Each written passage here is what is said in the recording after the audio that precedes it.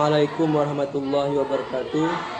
Selamat berjumpa anak-anak kelas 3 yang saya cintai.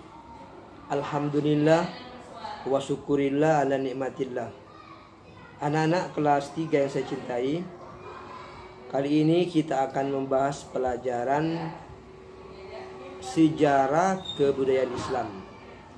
Mari sebelum pelajaran dimulai, kita membaca doa dengan harapan ilmu yang kita pelajari akan menjadi ilmu yang bermanfaat dan barokah. Ala hadhihi al-Fatihah. A'udzubillahi minasyaitonirrajim. Bismillahirrahmanirrahim. Alhamdulillahirabbil alamin. Arrahmanirrahim. Maliki yaumiddin. Iyyaka na'budu wa iyyaka nasta'in. Ihdinas siratal mustaqim. Shiratal ladzina an'amta 'alaihim ghairil maghdubi 'alaihim waladdallin. Amin. Anak-anak kelas 3 yang saya cintai, peristiwa kerasulan Nabi Muhammad sallallahu alaihi wasallam. Nabi Muhammad sallallahu alaihi wasallam diutus sebagai nabi terakhir. Masyarakat pra-Islam di Mekah adalah penyembah berhala. Nabi Muhammad sallallahu alaihi wasallam meski berada dalam lingkungan masyarakat yang setiap harinya menyembah berhala, beliau tidak pernah sekalipun mengikuti upacara pemujaan terhadap berhala. Bahkan Nabi Muhammad sallallahu alaihi wasallam merasa risih dengan penyembahan berhala yang dilakukan masyarakat Arab pada waktu itu. Melihat kondisi yang demikian, beliau merasa sangat prihatin. Untuk itu beliau sering berhalwat atau menyepi ketika menginjak usia 40 tahun. Nabi Muhammad SAW banyak menghabiskan waktunya untuk berhalwat atau menyepi di Gua Hira. Berhalwat disebut juga dengan tahanut, yakni mengasingkan diri dari khalayak ramai dengan niat untuk mendekatkan diri kepada Allah Subhanahu wa taala. Nabi Muhammad SAW pada waktu itu berhalwat atau menyepi selain untuk beribadah kepada Allah, juga untuk memikirkan jalan keluar agar kaumnya tidak menyembah berhala dan menjauhkan di jiwa dan raganya untuk keduniawian. Dengan berhalwat, Nabi Muhammad SAW dapat terhindar dari pergaulan dengan orang-orang yang berakhlak buruk. Memang sejak usia remaja, beliau Nabi Muhammad SAW tidak suka bergaul dengan orang yang senang mabuk-mabukan, poya-poya, dan berjudi. Dengan demikian, jiwa dan raga Nabi Muhammad SAW benar-benar suci. Pada awalnya, Nabi Muhammad SAW berhalwat hanya beberapa jam saja. Namun, lama-kelamaan beliau menghabiskan waktu berhari-hari, sehingga untuk memenuhi kebutuhan sehari-hari, Nabi Muhammad SAW membawa bekal dari rumah. Dan jika bekalnya habis, maka beliau pulang ke rumah mengambil bekal yang telah dipersiapkan oleh Khadijah istrinya. Semenjak itu berhalwat menjadi kebiasaan. Dengan demikian, dapat disimpulkan bahwa Nabi Muhammad SAW dalam berhalwat itu bertujuan untuk mendekatkan diri kepada Allah dan dalam rangka beribadah kepadanya.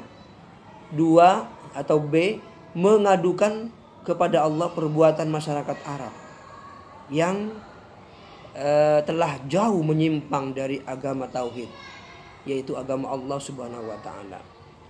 Dan yang C, meminta petunjuk kepada Allah Subhanahu wa taala agar masyarakat Arab diberikan petunjuk untuk kembali ke jalan yang benar yang diridai oleh Allah Subhanahu wa taala. Dan yang D, membersihkan hati dan pikiran sehingga hati dan pikirannya menjadi bersih, tidak tercampur urusan duniawi. Jadi setelah itu Nabi Muhammad didatangi oleh seorang yang berpakaian putih, berbaju putih, songkok putih, sarung putih atau celana putih, dan kemudian ketika itu beliau mendengarkan apa yang diucapkan mereka, yaitu ternyata yang datang ialah malaikat Jibril, tepatnya pada tanggal 17 Ramadan atau tanggal 6 Agustus 611 Masehi.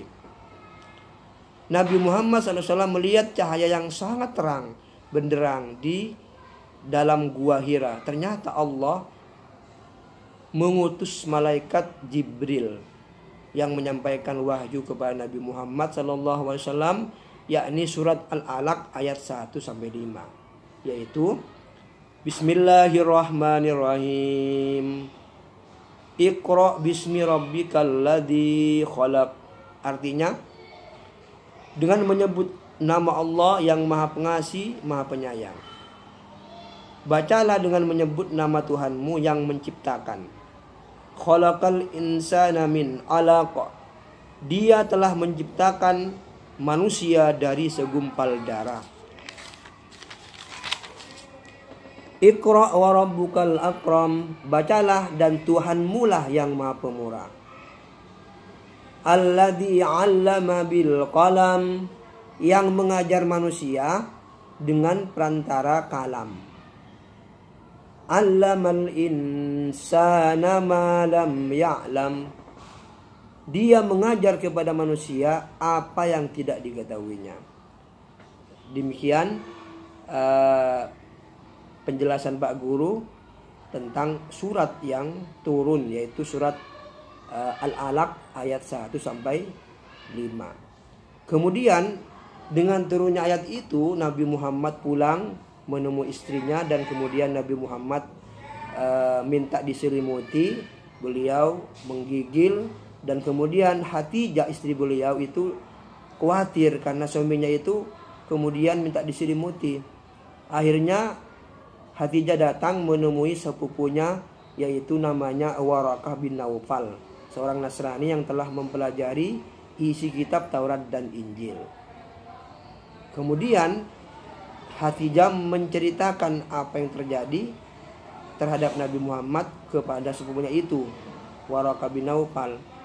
Apa kata Waraqah bin Naufal? Itu ialah malaikat Jibril yang diutus oleh Allah Subhanahu wa taala untuk menyampaikan wahyu. Kemudian Siti Hatijah datang bersama Rasulullah menemui Waraqah bin Naufal. Akhirnya menceritakan semua yang terjadi di Gua Hira itu, bahwa didatangi oleh seorang laki-laki yang berpakaian serba putih, kemudian membaca Iqra, bacalah. Kemudian Nabi Muhammad menjawab tidak bisa membaca, bilang ummi, ummi, ummi. Akhirnya Waraqah bin Naufal karena sudah mengetahui dan paham dengan apa yang dibicarakan Rasulullah itu, bahwa beliau bilang, engkau ialah seorang utusan Allah yang diutus kepada umat ini. Seandainya aku masih hidup, maka akulah yang akan membela kepada kamu dengan sekuat tenaga. Nah, oleh karena itu Nabi Muhammad itu diam, kemudian pulang, dan itulah sejarah pertama Nabi Muhammad menerima wahyu, yaitu menerima wahyu pertama, yaitu didatangi malaikat Jibril dengan mengatakan Iqra bismi rabbikal ladzi khalaq. Demikian penjelasan Pak Guru tentang ayat Al-Quran yang turun pertama. Semoga apa yang Pak Guru jelaskan ini bermanfaat. Akhirnya Pak Guru ucapkan wallahul muwaffiq ila aqwamit thoriq. Wassalamualaikum warahmatullahi wabarakatuh.